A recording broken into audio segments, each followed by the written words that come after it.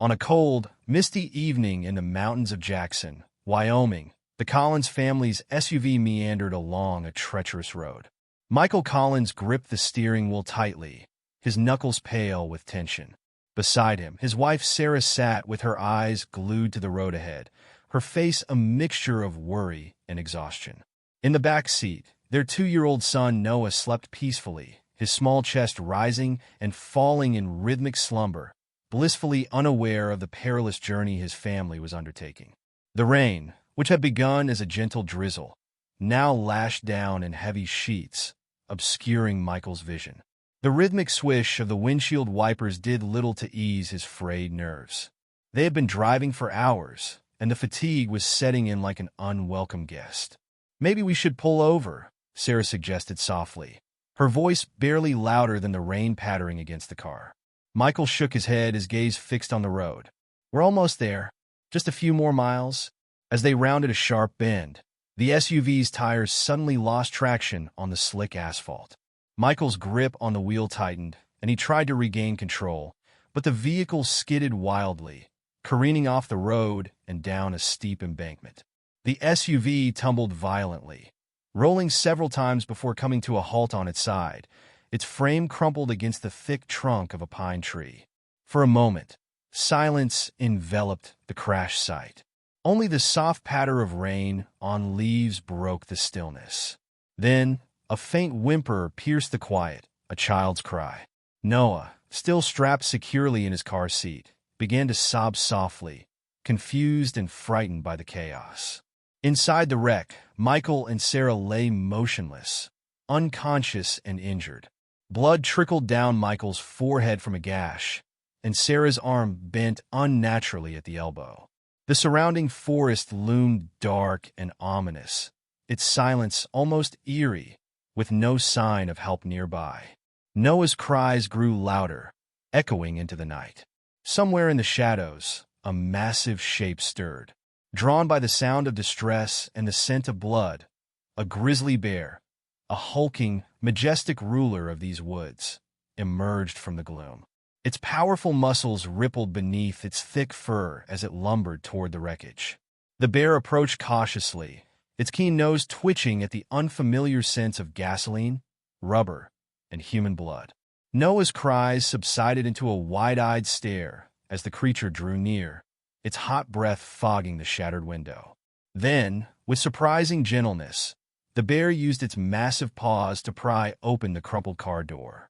The enormous animal sniffed at Noah, who remained perfectly still, his fear replaced by awe. Then, in an act that defied all natural instincts, the bear carefully extracted the car seat from the wreckage, the toddler still strapped securely inside. Holding the seat delicately in its powerful jaws, the bear turned and lumbered into the forest, disappearing into the shadows. Hours passed before the wail of sirens shattered the night. Emergency vehicles arrived at the crash site, their flashing lights casting an eerie glow over the mangled remains of the SUV. Paramedics worked feverishly to free Michael and Sarah from the wreckage, relieved to find them alive, though gravely injured. But as they combed through the vehicle, a chilling realization dawned. Noah was missing. Large bear tracks in the mud near the crash site sent a wave of horror through the rescue team. The implications were too grim to contemplate. As dawn broke over the mountains, news of the accident and the missing child spread like wildfire through the small town of Jackson. The community rallied together, organizing search parties and praying for a miracle. Unbeknownst to them, deep in the wilderness, an unlikely guardian was watching over young Noah Collins. The grizzly bear had carried the child to a secluded cave, moving with surprising care to keep the car seat steady. Inside the dim, musty cave, the bear gently set the car seat down on a bed of moss and leaves. Noah, still strapped in, stared around the dark space with a mix of fear and wonder. The bear circled the small area, sniffing and grunting softly. Despite the surreal circumstances, Noah showed no signs of distress. Instead, a look of fascination spread across his young face. As the first rays of sunlight filtered into the cave, Noah began to stir, his tiny hands reaching out toward the massive creature. The bear's dark eyes met the toddler's, and in that moment, an inexplicable bond formed. The grizzly, whose claws could fell a full-grown elk in a single swipe, now moved with the gentleness of a mother. Carefully, it used its claws to unclasp the straps of the car seat, freeing the child. Noah crawled out awkwardly, his movements clumsy yet determined, and reached for the bear's coarse fur. Instead of recoiling, the creature leaned into the touch, emitting a low, rumbling sound like a purr. Noah giggled, the sound echoing joyously through the cave. As the day wore on, the bear ventured out, returning with roots and berries. It chewed the food carefully before offering it to the boy, who accepted the strange meal without hesitation. The toddler's survival instincts seemed to meld seamlessly with a deep trust in his unexpected protector. Back in Jackson, the search for Noah intensified. Helicopters scoured the vast wilderness from above, while ground teams combed through dense underbrush. Among the searchers was Jack Dawson, a seasoned hunter and tracker renowned for his intimate knowledge of the mountains. Jack had volunteered immediately, his heart heavy with determination. As he followed a faint trail through the underbrush, his mind raced with possibilities. The bear tracks near the crash site gnawed at Jack Dawson's thoughts, stirring unease deep within him. He crouched low, studying a broken twig, his experienced eyes searching for answers. "It doesn't make sense," he muttered, his voice barely audible over the rustling leaves. A grizzly wouldn't. His train of thought was interrupted by the sharp crackle of his radio. "Jack, come in. Any sign of the boy?" The voice from base camp was tense, charged with a mix of hope and desperation. Jack pressed the button on his radio. "Negative, but I've got a hunch. I'm heading deeper into the North Ridge. There's a network of caves there that might be worth checking out." A brief pause crackled before the reply came. "Copy that. Be careful, Jack. Weather report says we've got a storm rolling in." "Understood." Jack clipped the radio back onto his belt, his jaw tightening as he surveyed the rugged terrain ahead. Each step took him farther into the mountains, the dense forest growing thicker with every passing mile. The air grew heavier, the sky darkening as ominous clouds gathered above. A chill wind whipped through the trees, carrying with it the faint, metallic scent of rain. As the first drops began to fall, Jack quickened his pace, knowing the impending storm would soon transform the forest into a treacherous quagmire. Every instinct told him time was running out. Yet less than a mile away, hidden in a cave obscured by dense foliage, Noah lay curled against the massive form of the grizzly bear. The child slept soundly, his tiny hand clutching a tuft of the bear's thick fur. The rhythmic rise and fall of the bear's breathing created a soothing lullaby that seemed to shield Noah from the chaos of the storm gathering outside. Thunder rumbled in the distance, and the bear lifted its head, sniffing the damp air. Its ears twitched at the first raindrops splattering the ground outside the cave. With a low grunt, the creature turned its attention to the sleeping boy, nudging him gently, as if to reassure him of his safety. As the storm raged on, lightning lit up the forest in fleeting bursts, and rain poured in relentless sheets. In the cave, Noah stirred, his eyes widening at the loud cracks of thunder that shook the ground. Sensing the boy's fear, the bear shifted closer, its immense body shielding him from the damp chill creeping into the cave. The toddler instinctively buried his face in the bear's fur, finding warmth and comfort in its presence.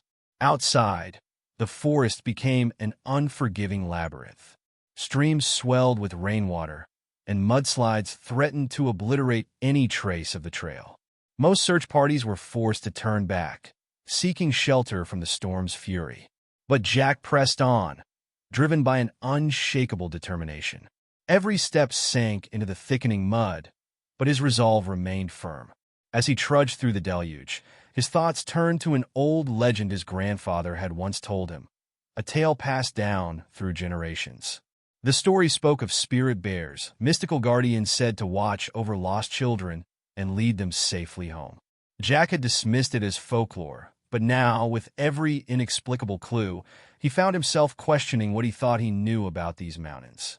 The storm subsided in the early hours of dawn, leaving the forest shrouded in a damp, eerie silence. The first rays of sunlight broke through the dissipating clouds, casting dappled light onto the sodden ground. Jack's sharp eyes caught sight of something unusual. Half-eaten berries, disturbed earth, and broken twigs forming a faint trail. His heart quickened. "It's not possible," he murmured, crouching to examine the signs more closely. The evidence was undeniable. A bear had passed this way, and accompanying it were signs of a small human presence. Jack's voice crackled over the radio. "Base camp, this is Dawson. I got a trail. You're not going to believe this, but I think the boy might be with a bear." The response was incredulous. "Jack, are you sure? That's impossible." "I know what it sounds like," Jack replied, his voice steady but tinged with urgency. "But I'm telling you, the signs are clear. Something extraordinary is happening out here. I'm following the trail. Send backup if you can, but tell them to approach cautiously. We don't want to startle the bear if it's really protecting Noah." As Jack moved deeper into the forest, the trail became clearer. It was as though the forest itself was guiding him toward the cave. Inside, Noah had awoken again. The storm's fury had passed, but the toddler's instinctive bond with the bear had only deepened. He babbled softly, mimicking the bear's low grunts, as if trying to communicate. The massive animal responded with gentle rumbles, creating an unspoken dialogue between predator and child. Back in Jackson, Sarah and Michael Collins clung to hope. From their hospital room, Sarah held a photograph of Noah, her tears mingling with the rain streaking the window. "He's out there, Michael," she whispered, her voice breaking. "I can feel it. Our boy is alive." Michael squeezed her hand, his voice heavy with emotion. "The searchers are doing everything they can, Sarah. We have to trust them." As dawn gave way to morning, Jack neared the source of the trail. His pulse quickened with each sign. A tuft of fur caught on a branch, the faint imprint of tiny footprints alongside massive paw prints.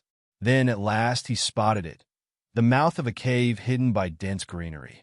He stopped, his breath catching in his chest. The trail led directly inside. What lay within would test not only Jack's tracking skills, but his understanding of the bond between humans and nature, a bond that, in this extraordinary moment, blurred the lines between survival and a miracle. Jack Dawson had always relied on pragmatism and skill, a man who trusted his instincts and the tangible signs left by the wilderness. Yet as he stood before the weathered boulder etched with ancient petroglyphs, he felt a ripple of uncertainty challenge his grounded worldview.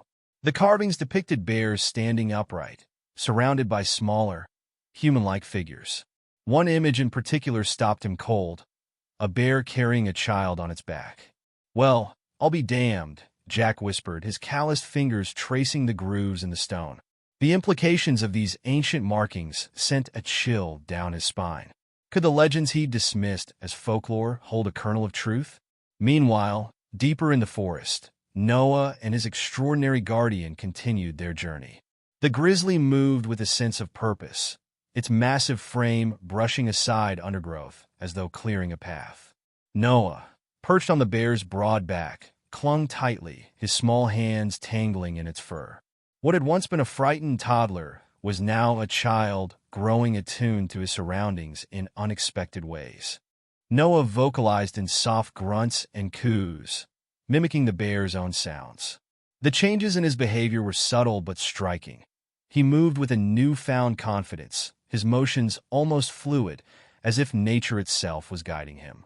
When the bear paused to forage, Noah would slide down and imitate its actions, digging for roots with his tiny hands or carefully picking berries. The bond between them was no longer just a matter of survival. It was something deeper, something primal. Their path led them to a roaring river. The bear paused at the edge, its dark eyes scanning the swift-moving current. Noah, sensing the bear's hesitation, reached out and patted its fur, his gesture childlike yet oddly reassuring. The bear, as if understanding the toddler's silent encouragement, stepped carefully into the icy water. Noah clung tightly as they crossed, the cold spray soaking his tattered clothes. Yet his laughter rang out, clear and joyful, echoing against the canyon walls. It was a sound of pure delight, a moment of innocence amidst a situation that defied all logic. Back in Jackson, the search effort had reached a fever pitch. News of Jack's discovery had electrified the command center, drawing both skepticism and cautious hope. Sarah and Michael Collins, finally discharged from the hospital, had joined the hub of activity. Sarah clung to a flicker of belief. "If Jack thinks Noah is alive, I believe him," she said firmly, her knuckles white as she gripped a map of the search area. Michael, ever the rationalist, shook his head. "Sarah, it just doesn't make sense. Bears are predators. Why would one protect a human child?" "Maybe there's more to this world than we understand," Sarah replied, her voice steady despite the tears brimming in her eyes. "Sometimes we just have to have faith." As the sun dipped low, casting long shadows across the rugged terrain, Jack found himself at the base of a steep cliff. The trail had seemingly vanished, and for a moment, despair gripped him. Had he lost them? But his keen eyes caught a faint detail: the overgrown vines concealing a small cave entrance. Leading up to it was a series of ledges and rocky outcroppings, a path treacherous for a human, but easily navigable for a bear. Keying his radio, Jack spoke with quiet urgency. "Base camp, this is Dawson. I think I've found them. There's a cave ahead, but I'll need backup. Tell them to proceed with extreme caution. We can't risk spooking the bear if it's still with Noah." Inside the cave, the extraordinary bond between child and bear reached its peak. Noah, nestled against the bear's warm bulk, had fallen into a deep sleep. His dreams were vivid, visions of humans and bears living in harmony, a time when nature and man shared a sacred connection. It was as though the mountain itself whispered its secrets to the child, ancient truths that had been forgotten by the world of men. As dawn broke, Jack and a small team of searchers approached the cave. The air was thick with tension, the anticipation palpable. Jack held up a hand, signaling the others to stop. "Let me go first," he whispered. "If the bear's in there with Noah, we don't want to startle it." Slowly, Jack crept toward the cave's entrance, his heart pounding in his chest. He peered inside, his eyes adjusting to the dim light. What he saw left him breathless. In the shadows at the back of the cave, the grizzly bear lay curled protectively around Noah. The toddler was nestled against its side, his tiny hand gripping a tuft of the bear's fur. Though his clothes were torn and dirty, Noah looked remarkably unharmed, and more astonishingly, completely at peace. The bear's head lifted as Jack's presence registered. Its dark eyes locked onto his, and Jack froze. He expected aggression, the instinctual reaction of a wild animal protecting its territory. But what he saw instead was something he could only describe as intelligence and concern. "Easy now," Jack murmured, his voice steady despite the adrenaline coursing through him. Slowly, he reached for his radio, never breaking eye contact with the bear. "Base camp, this is Dawson. I've found them. Noah is alive and unharmed, but we've got a situation. The bear is protecting him." As Jack's voice relayed the miraculous scene to the team outside, the lines between myth and reality blurred. Here, in the heart of the wilderness, an ancient bond had awakened, a testament to the enduring connection between humans and nature, forged in the most extraordinary of circumstances. Noah stirred in his mother's arms, his small face crinkling with emotion as he glanced back at the cave where the bear still stood. Despite the joy and relief of the reunion, the toddler's connection to the massive animal was undeniable. He reached out with one tiny hand, grunting softly as if trying to call the bear closer. Sarah held him tightly, tears streaming down her face as she whispered, "You're safe now, sweetheart. Mommy's got you." Michael stood beside her, his expression a mix of relief and disbelief. Yet his eyes kept darting to the bear, which remained motionless at the cave's entrance, watching the family reunion. The creature's posture was neither aggressive nor fearful.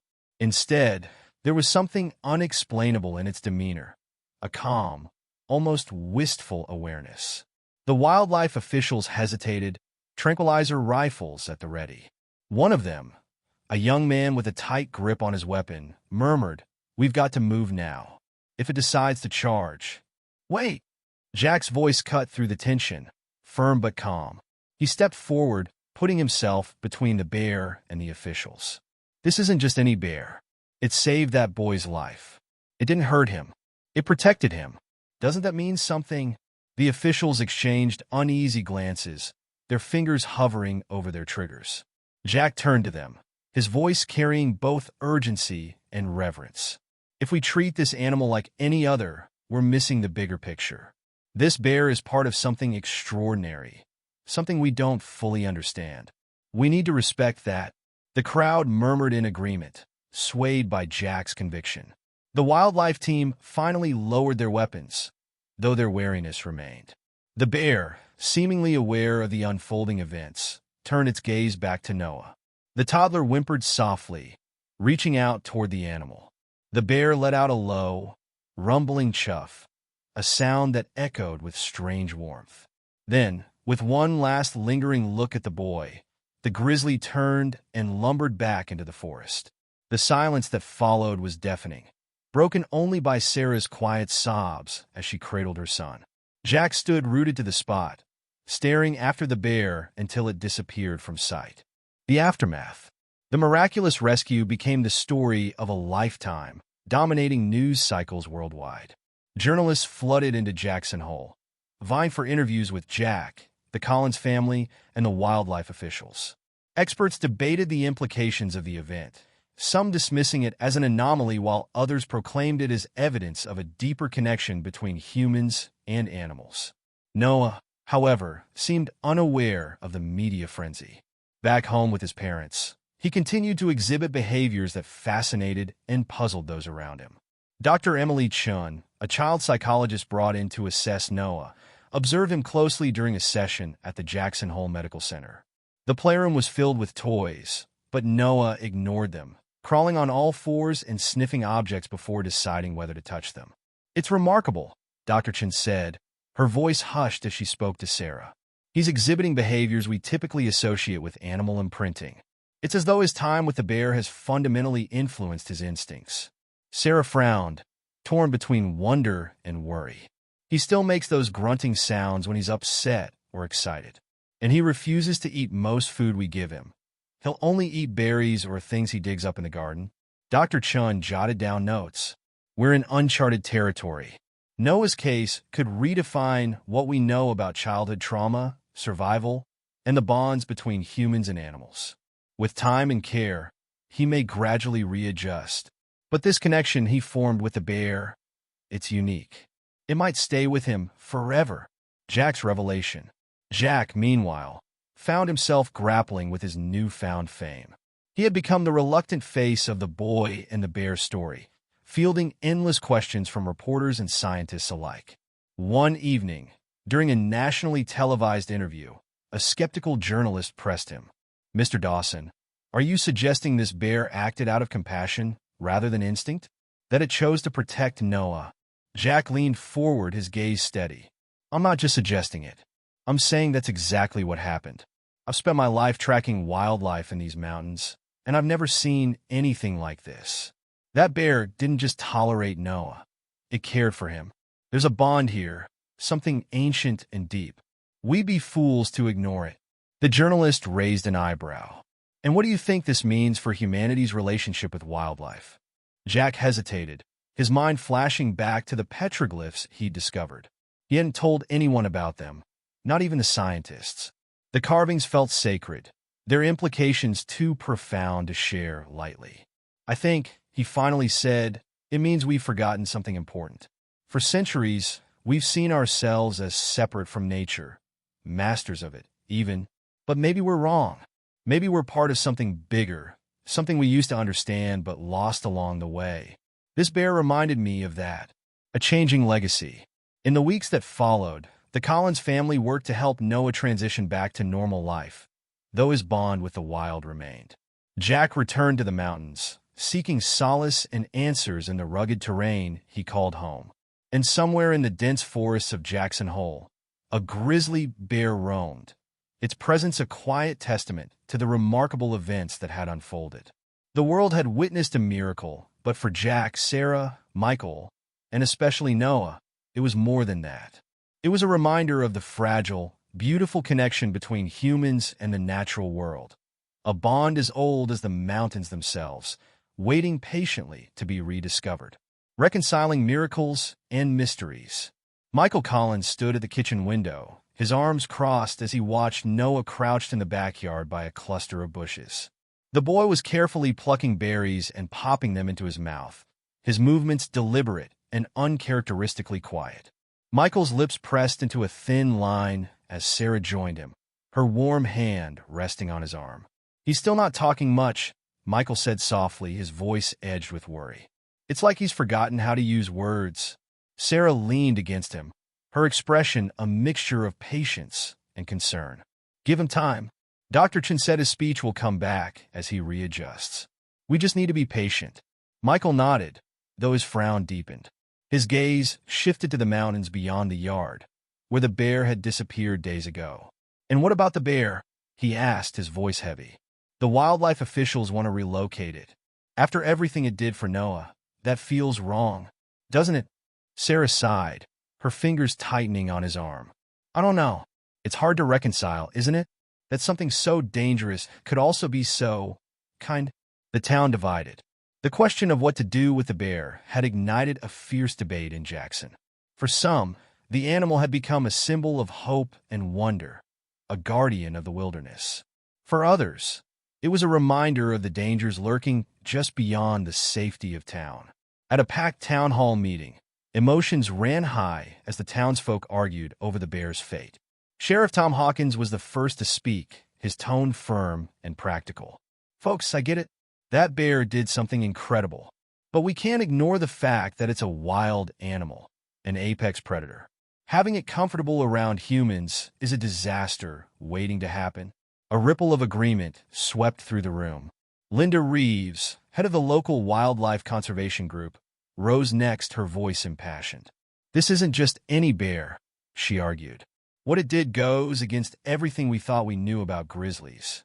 This is an opportunity to learn, to study, to deepen our understanding of these incredible creatures. Relocating it, or worse, killing it, would be a terrible mistake." Her words were met with murmurs of support, though others shook their heads in disagreement. Finally, Jack Dawson stood, the room falling silent. The veteran tracker had become something of a legend himself in the aftermath of Noah's rescue, and his words carried weight. "I've spent my whole life in these mountains," Jack began, his voice steady but laced with emotion. "I've tracked bears, hunted them, respected them as part of the natural order. But what I saw in that cave, it wasn't natural, it was something else." The room hung on his every word. "I found something during my search for Noah," he continued, his gaze sweeping the crowd. "Petroglyphs, ancient carvings on a boulder deep in the wilderness. They showed bears protecting human children. At first, I thought it was just a story. But after seeing that bear with Noah," he trailed off, his words hanging in the charged silence. Mayor Elena Thompson leaned forward, her normally composed demeanor cracking under the weight of the moment. "What are you suggesting, Mr. Dawson?" Jack hesitated, choosing his words carefully. "I'm suggesting we don't make any rash decisions. Instead of relocating the bear or letting it roam freely, what if we created a sanctuary? A protected area where the bear could live undisturbed, but where we could also study it, learn from it. Maybe even reconnect with something we've lost, a connection beyond words." While the adults debated the bear's future, Noah's bond with the animal lingered in subtle but profound ways. Each day, he grew a little more accustomed to his old life, eating meals at the table, playing with toys, and slowly regaining his words. But at night, the dreams returned. They were vivid and haunting, glimpses of the forest, the warmth of fur, the steady thrum of the bear's breathing. He would wake up in the dark, making soft grunting sounds and reaching for something that wasn't there. One evening, Sarah found Noah at his bedroom window, staring intently at the distant mountains bathed in the golden light of sunset. "What is it, sweetie?" she asked, kneeling beside him. Noah turned to her, his wide eyes filled with a seriousness that seemed far beyond his years. "Bear," he said simply, pointing to the mountains. "Bear's sad. Sarah felt a shiver run down her spine. It was the first complete sentence he had spoken since his return, and its implications were staggering. A town's choice. The debate raged on late into the night. Some saw the bear as a danger that needed to be removed, while others believed it was a sacred guardian, a living embodiment of the legends whispered about Jackson's wilderness for generations. Finally, Mayor Thompson raised her hands, calling for order. "This is a decision that affects us all," she said, "and it's not one we can take lightly. We'll hold a vote, but before we do, I want each of you to think about what this bear represents, not just to our town, but to the world beyond it." The room fell quiet as her words settled over the crowd. Outside, the mountains loomed, their ancient secrets hidden in the gathering darkness. In that moment, the people of Jackson were faced with a choice, not just about the bear, but about how they saw their place in the wilderness. Was the bear a threat to be managed, a mystery to be studied, or a bridge to something far older and deeper than anyone could have imagined? The answer, like the mountains themselves, would take time to reveal. A radical idea takes root. Jack's words hung in the air, radical, yet oddly fitting. The town hall was silent, the weight of the suggestion pressing on everyone present. It was Linda Reeves who broke the stillness, her voice filled with excitement. "A sanctuary," she said, standing. "Yes, but not just for the bear. What if we make it a research station? Bring in experts from around the world? This could put Jackson on the map, not just as a town, but as a leader in wildlife conservation and research." A murmur swept through the room, a buzz of curiosity and cautious enthusiasm. Slowly, all eyes turned to the Collins family. Michael rose, clearing his throat, his voice shaky but earnest. "A week ago, I would have said this was insane. But after seeing how this has affected Noah, how he's still connected to that bear, I think Mr. Dawson might be onto something. Maybe this is bigger than any of us realize." Sarah nodded, holding Noah close. The boy had been unusually quiet throughout the meeting, resting his head against her shoulder. But at that moment, he stirred, his small hand pointing toward the window. "Bear," he said, his voice clear. "Bear, come." The room fell silent again, every head turning toward the window. Sheriff Hawkins was the first to move, his hand instinctively going to his holster as he stepped forward. But when he looked outside, he froze. At the edge of town, bathed in the amber glow of streetlights, stood the grizzly bear. It was perfectly still, watching as though it somehow understood that its fate was being decided in this very room. Mayor Thompson rose, her voice resolute. "I think we've all just witnessed something remarkable," she said. "I propose we put Mr. Dawson's sanctuary idea to a vote." Hands began to rise, one by one. Even Sheriff Hawkins, after a long moment of hesitation, raised his hand. "It's decided," the mayor announced. "We'll create a protected area for the bear, complete with a research station to study this extraordinary animal. Mr. Dawson, Ms. Reeves, I'd like you to lead this project." The room erupted in a mixture of applause and quiet conversations as the meeting adjourned. The townspeople filed out, energized by the bold new plan. A silent goodbye. Outside the town hall, Jack noticed Noah tugging on his parents' hands, trying to lead them toward the edge of town. Without a word, Jack joined them, his heart heavy with anticipation. As they approached the bear, it turned its massive head toward them. Noah, with surprising speed, broke free of his parents' grasp and toddled forward. "Wait!" Michael called, but Sarah held him back, her expression a mixture of fear and wonder. "Let him go," she whispered. Noah stopped a few feet from the bear, his small frame dwarfed by the towering animal. He made a series of soft, grunting sounds, almost musical in their rhythm. The bear responded with a low rumble, lowering its head to meet the boy's gaze. For a moment, it was as if the world held its breath. Child and beast regarded each other in a silent communion, their connection transcending words. Then, as gently as it had appeared, the bear turned and lumbered back toward the forest. Noah watched it go, a small smile on his face. "Bear happy," he said softly. "Bear home." Jack felt a profound sense of rightness settle over him. Whatever mysteries lay ahead, they were honoring something ancient and powerful, a bond between humans and the wild, long forgotten but never truly lost. The birth of Noah's Haven. In the months that followed, the outskirts of Jackson underwent a transformation. The sanctuary, officially named Noah's Haven, took shape with astonishing speed. Jack Dawson found himself at the heart of the project, working closely with Linda Reeves and a team of conservationists and wildlife experts. "We want to disturb the bears' routine as little as possible," Jack explained to Mayor Thompson during a site visit. "The whole point is to observe and learn, not to impose." The sanctuary sprawled across several acres of dense forest and open meadows, encircled by a high-tech, nearly invisible fence. Observation posts were equipped with state-of-the-art cameras and sensors, allowing researchers to monitor the bears' behavior without intruding. Word of the project spread far beyond Wyoming. Scientists, environmentalists, and even a few celebrities took an interest in the groundbreaking initiative. Donations poured in, funding the construction of a cutting-edge research facility at the sanctuary's edge. Inside the facility, a plaque was installed bearing an inscription: "In honor of Noah Collins and the bear that bridged two worlds. May this sanctuary remind us of the bonds we share with the wild." A new chapter. As the first researchers arrived, equipped with notebooks, cameras, and questions, Jack stood at the sanctuary's edge, watching the forest. Somewhere in the shadows, the bear was out there, living its life as it always had. Beside him, Noah played with a toy truck in the dirt, his laughter echoing through the clearing. The boy had begun to speak more, blending words with the occasional soft grunt.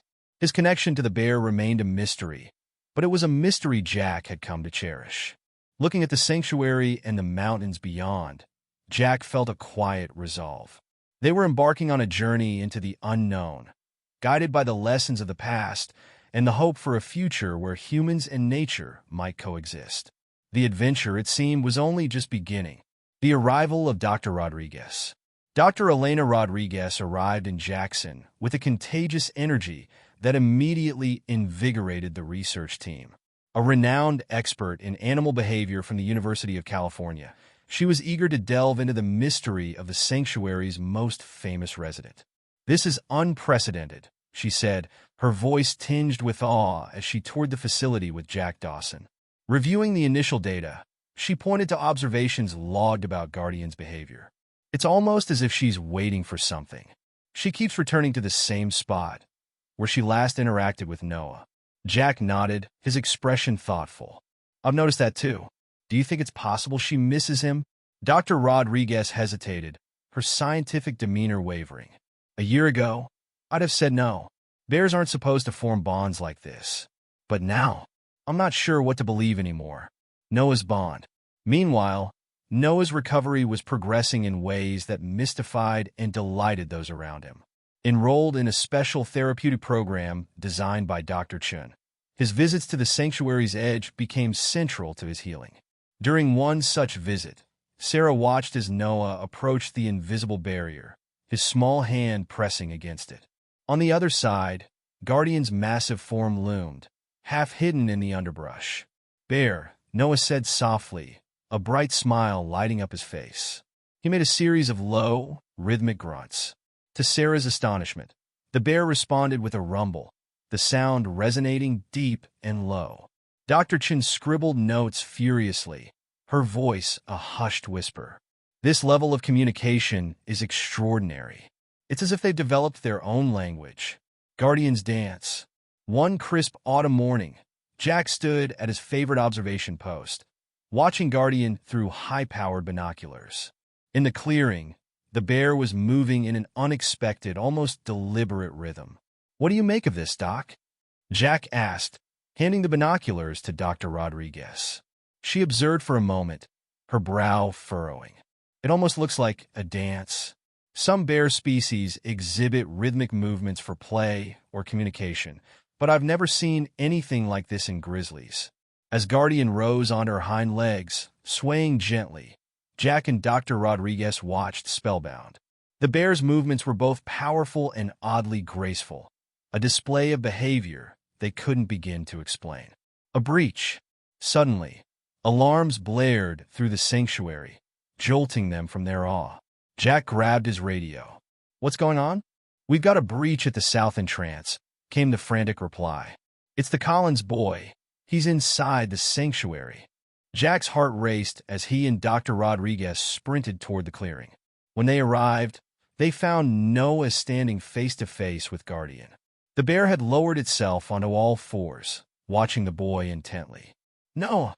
Sarah's terrified voice carried from the sanctuary's edge, where security personnel were holding her back. But Noah showed no fear. Instead, he began to mimic the swaying motion they had seen Guardian perform earlier. To everyone's astonishment, the bear joined in, creating a surreal, almost hypnotic dance between child and beast. The crowd gathered in stunned silence as the dance concluded.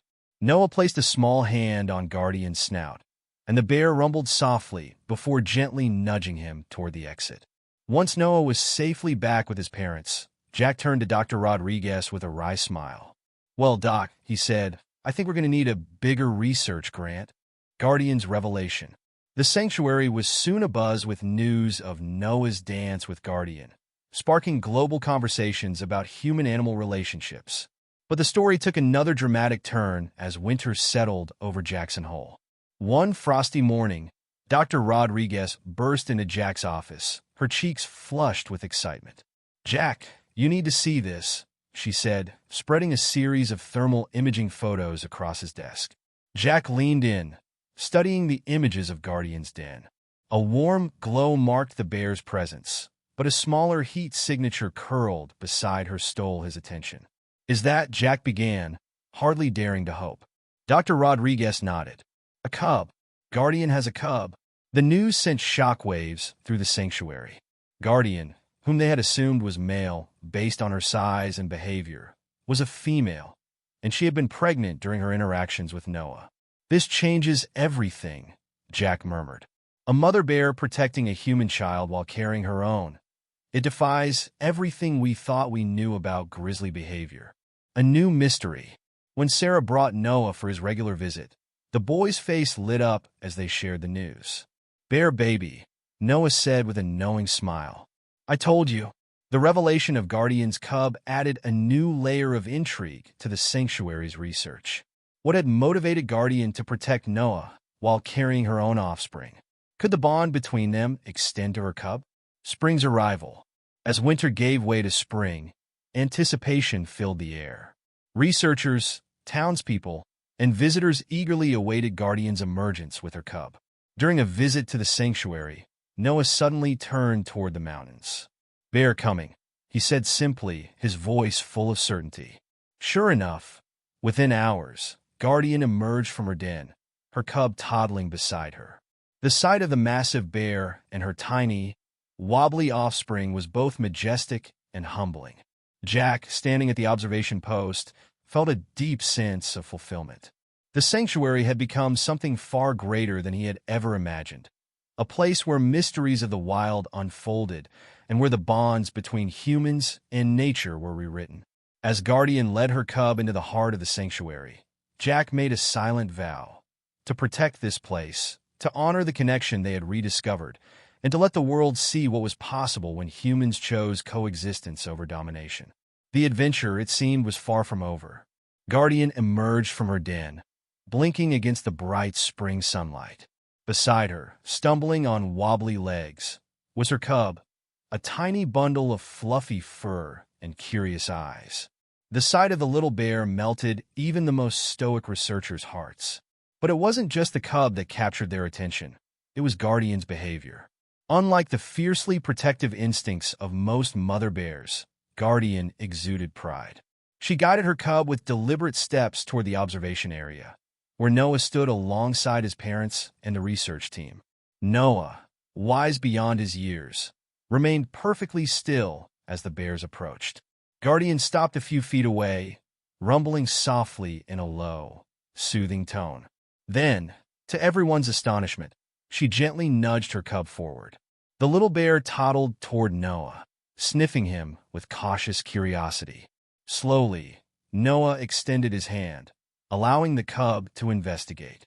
Then, with a gentleness that left tears in Sarah's eyes, Noah patted the cub's head. It was a moment of pure magic. A human child and a bear cub meeting under the watchful eyes of both their mothers. This simple, yet profound encounter embodied everything the sanctuary stood for: harmony between humans and nature.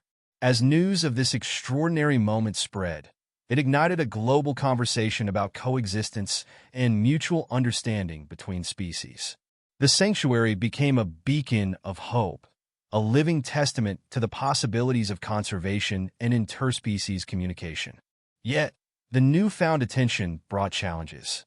Visitors and researchers poured in, stretching the sanctuary's resources thin. Critics voiced concerns about the safety of such close interactions, calling for stricter separation between humans and bears.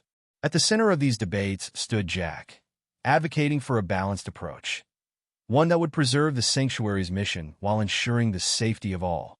It was a delicate tightrope to walk, but Jack was determined to succeed.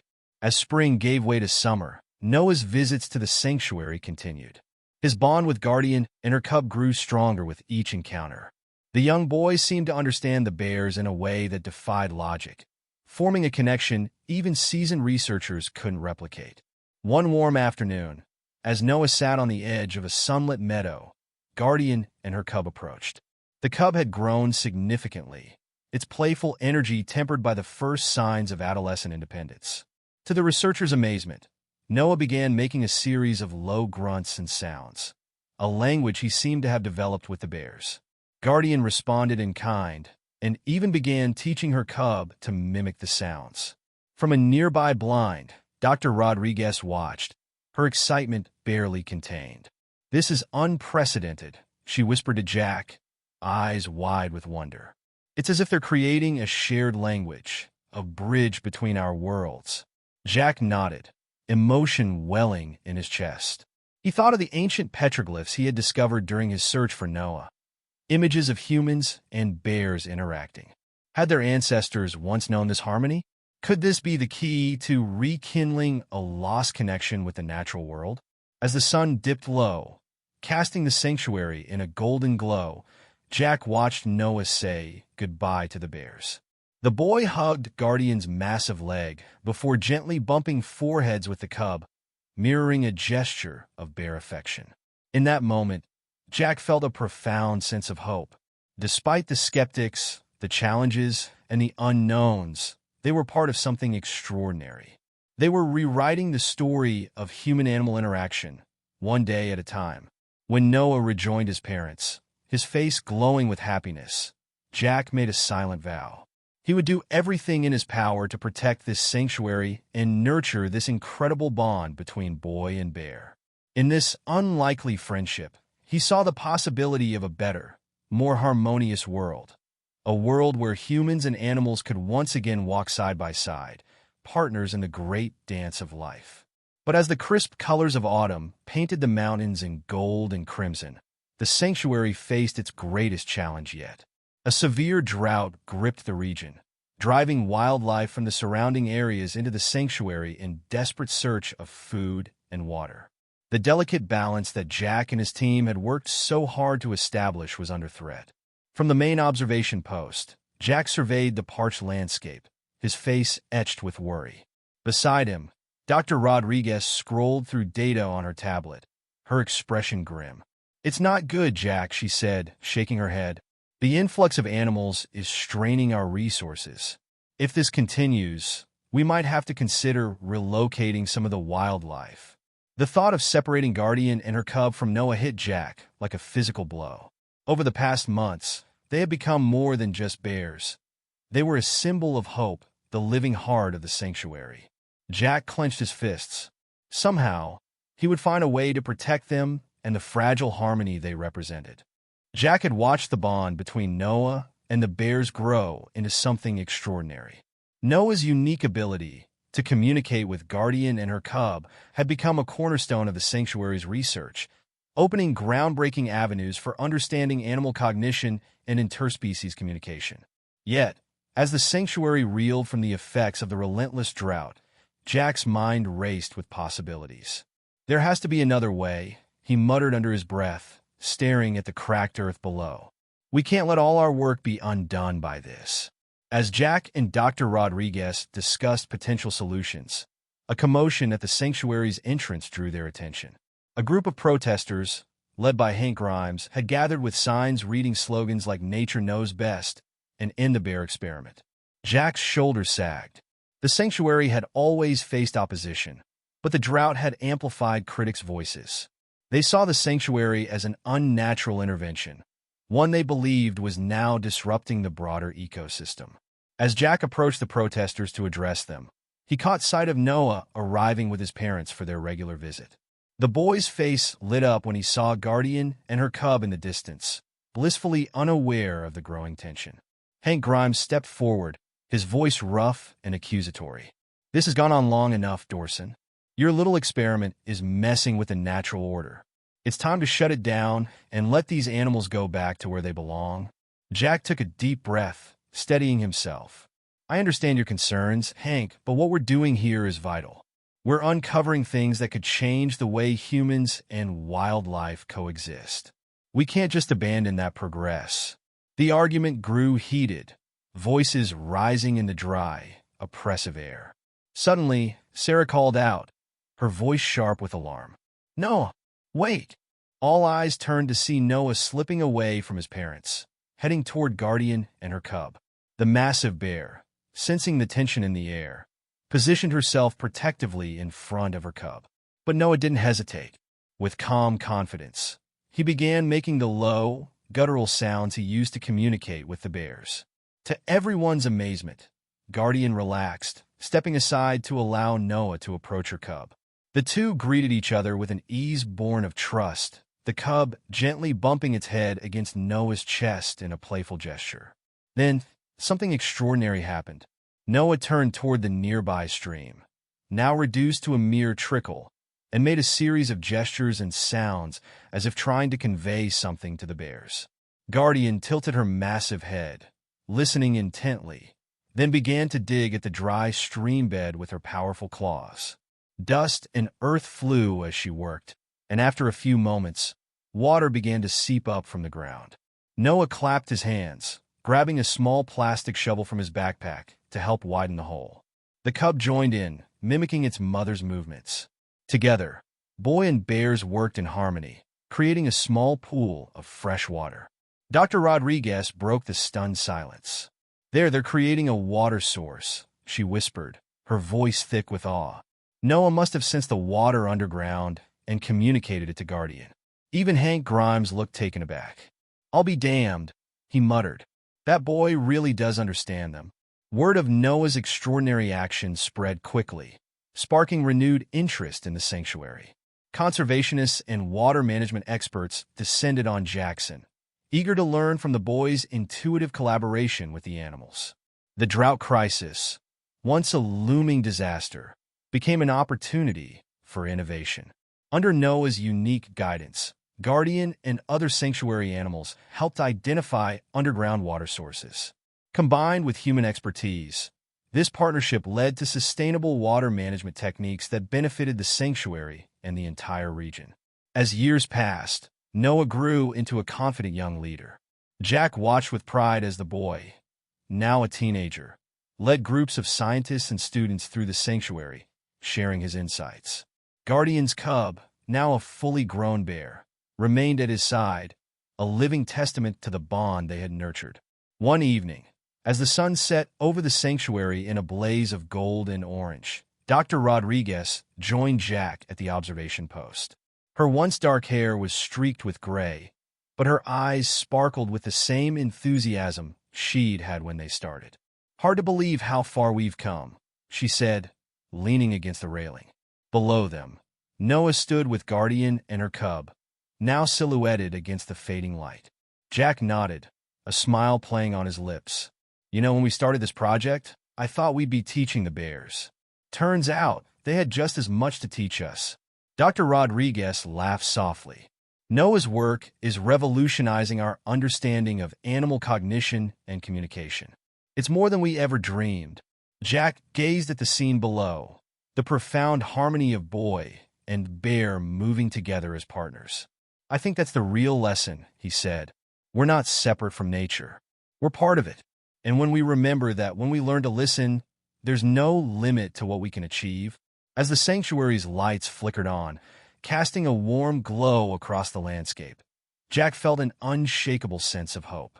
The challenges they had faced, the drought, the opposition, the doubts, had only deepened their understanding and fortified their resolve. In the distance, Noah sat with Guardian and her cub, their forms blending into the twilight. It was an image of harmony, of possibility, of a world where humans and animals could once again walk side by side as friends and partners. And Jack knew, with certainty, that this was only the beginning of their extraordinary journey. Jack nodded, his chest swelling with pride as he watched Noah interact with the bears. The boy he had once rescued from the mountains had grown into an extraordinary young man, his unique bond with the bears forming the cornerstone of groundbreaking research. The sanctuary had transformed over the years, now boasting a state-of-the-art research facility and education center that drew conservationists from around the world. Remember when we thought we were just studying one extraordinary bear? Jack chuckled. Now we're rewriting textbooks on interspecies communication. From their vantage point, they could see Noah leading a group of wide-eyed students to a clearing where several bears had gathered. With a series of deliberate gestures and low vocalizations, Noah introduced the students to the bears. To the astonishment of everyone, the bears responded with gentle grunts and curious sniffs, showing none of the aggression one might expect from wild grizzlies. It's not just the bears, either, Dr. Rodriguez added, her tone filled with admiration. Noah's techniques are being applied to conservation efforts worldwide. We've seen breakthroughs in elephant communication in Africa and even in wolf reintroduction programs across Europe. Their conversation was interrupted by the arrival of Sarah Collins. Though her hair had turned gray and her face bore the lines of time, she still moved with the vitality of a woman half her age. Jack, Elena, she greeted warmly. I hope I'm not interrupting. Not at all, Jack replied, smiling. We were just marveling at how far the sanctuary has come. How's Michael doing? Sarah's smile faltered slightly, but she nodded. He's good. Still struggling a bit with Noah's chosen path, but I think he's starting to come around. Seeing the global impact of Noah's work, it's helping. The three of them stood in comfortable silence, watching as Noah concluded his lesson. The teenager gave Guardian's now fully grown cub a parting hug before leading the awestruck students back toward the education center. We're having a small gathering tonight, Sarah said after a moment, to celebrate the sanctuary's 10th anniversary. We'd love for you both to come. As the sun dipped below the horizon, casting a warm glow over the sanctuary, Jack found himself surrounded by familiar faces. The Collins home, perched on a hill overlooking the sanctuary, was abuzz with laughter and conversation. It was a celebration of the people who had made the sanctuary's success possible. Noah, now a lanky teenager with his father's dark hair and his mother's piercing eyes, was at the center of it all. He moved easily among the guests, discussing his latest research with scientists and sharing stories of his adventures with wide-eyed children. Jack watched him from a distance, his chest filled with a mixture of pride and wonder. He thought back to the frightened toddler they had found in that cave and marveled at the confident young man he had become. Penny for your thoughts? A gruff voice interrupted his reverie. Jack turned to see Hank Grimes standing beside him, a glass of whiskey in his hand. Hank, Jack said, startled but pleased. Didn't expect to see you here. The old rancher shrugged. Figured it was about time I saw what all the fuss was about. Got to admit, Dorson, you've done something special here. Before Jack could respond, Noah approached, his face lighting up at the sight of Hank. Mr. Grimes, I'm so glad you could make it. Did you get a chance to meet Aurora yet? Aurora? Hank's bushy eyebrows rose in surprise. Noah grinned. Guardian's great-granddaughter. She was born this spring. Come on, I'll introduce you. As Noah led Hank away, chattering excitedly about the sanctuary's newest addition, Jack chuckled. The boy who could communicate with bears had also proven remarkably adept at bridging human divides. Later in the evening, as the party wound down, Jack found himself on the back porch with Michael Collins. The two men stood in companionable silence, gazing out over the sanctuary illuminated by moonlight. Michael said after a while, for years I struggled with all this. I was so afraid for Noah, so sure that this unnatural connection with wild animals would end in tragedy. He paused, swirling his drink. But seeing him now, the work he's doing, the lives he's changing, I've never been more proud. Jack clasped Michael's shoulder. He's an extraordinary young man. You and Sarah have every reason to be proud. As if summoned by their conversation, Noah appeared, his face glowing with excitement. Dad, Jack, come quick. Aurora's at the edge of the sanctuary. I want you to meet her. The three of them followed Noah down to the sanctuary's perimeter. There, just beyond the invisible barrier, stood a young grizzly. Her rich brown fur gleamed under the soft light, and her eyes were intelligent and curious. Noah made a series of soft grunts and gestures, and Aurora responded, moving closer to the barrier. Then, to Jack's amazement, the bear rose on her hind legs and placed a paw against the invisible fence. Noah mirrored the gesture, pressing his hand to the same spot. Though the barrier separated them, it seemed as if their touch connected. She says hello, Noah translated, his voice filled with wonder. She says she's honored to meet her great-grandmother's friends. Jack watched, a profound sense of hope swelling in his chest. In this moment, human and bear meeting as equals. He glimpsed a future where the divide between species wasn't a barrier but a bridge. This was more than a sanctuary. It was a testament to what humanity could achieve when we learned to truly listen. The sanctuary had begun as a wild, desperate idea, an attempt to honor the improbable bond between a lost boy and a maternal bear. Over the years, it had transformed into something much greater, a beacon of hope, a testament to the profound possibilities of a new relationship between humans and the natural world. Now, under the glittering stars and surrounded by the gentle sounds of the forest, Jack Dorson felt the weight of that journey. He knew their work was far from over. Yet, as he watched Noah stand confidently at the edge of a familiar clearing, the legacy they had built felt solid, enduring, and limitless. With Noah leading the charge, bridging the gap between species, anything seemed possible. The legacy of a boy and his bear was only just beginning to unfold, its impact destined to echo across generations. As dawn broke over the sanctuary, the crisp autumn air carried with it a sense of both nostalgia and new beginnings. Noah Collins, now 25, stood tall and lean at the edge of a clearing where so much of his life story had played out. Beside him was Jack Dorson, now in his 70s but still sharp-eyed and steady. "Are you sure about this, Noah?" Jack asked, his voice tinged with a mix of concern and excitement. Noah nodded, a determined smile lighting his face. "It's time, Jack. We've learned so much here, but there's still a whole world out there. It's time to take what we've discovered and apply it on a global scale." Today marked the beginning of a new chapter for both Noah and the sanctuary.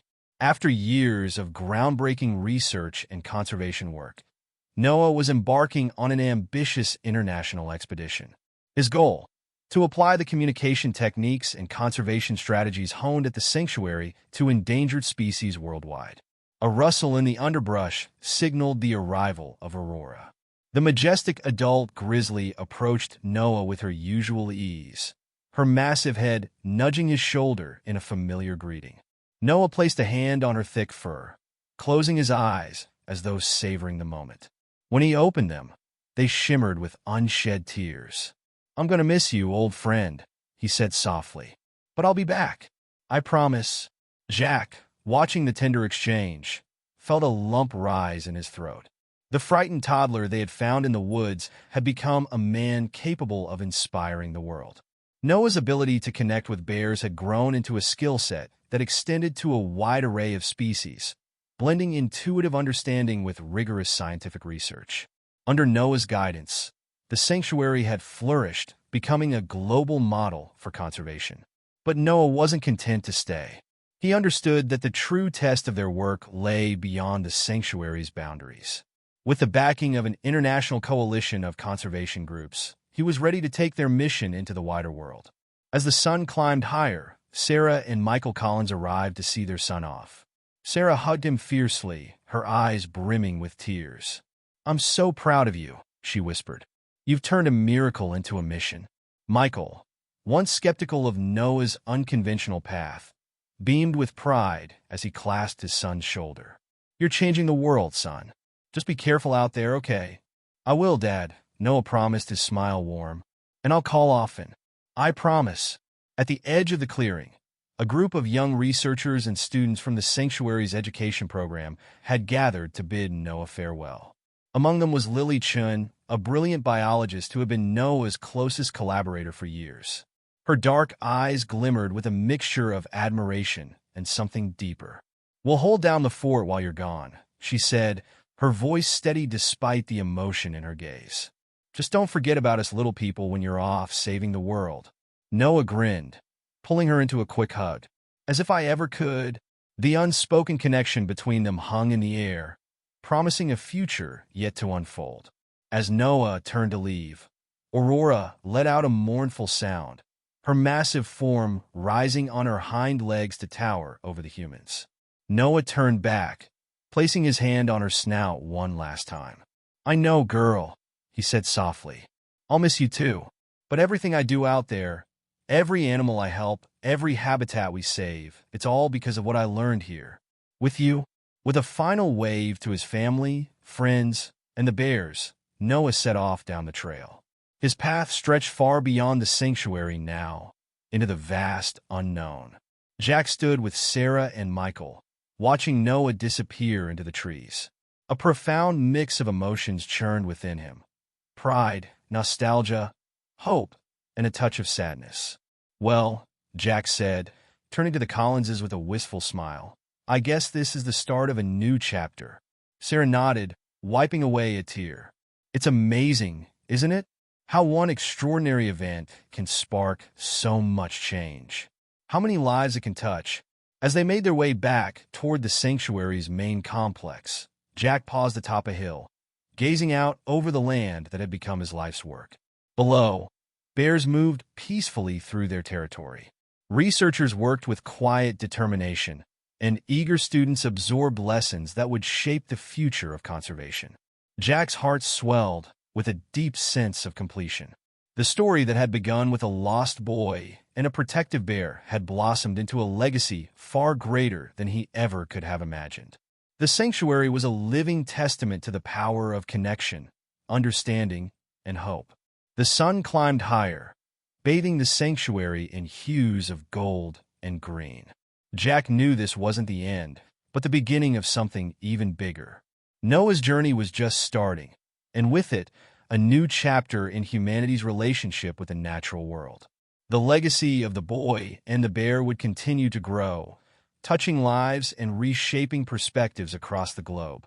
A living reminder of the miracles that unfold when we open our hearts to the wonders of the world around us.